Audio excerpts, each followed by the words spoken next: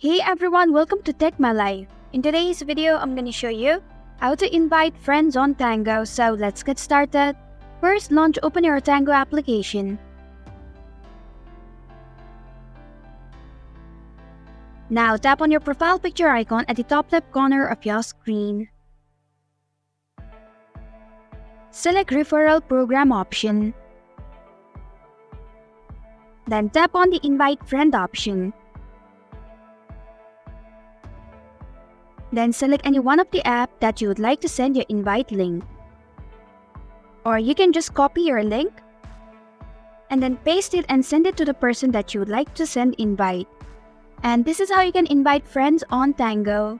Thanks for watching Tech My Life. If you like this video, hit the like button and drop a comment with any questions or feedback. If you are new, subscribe and click the bell icon to stay updated on our future videos.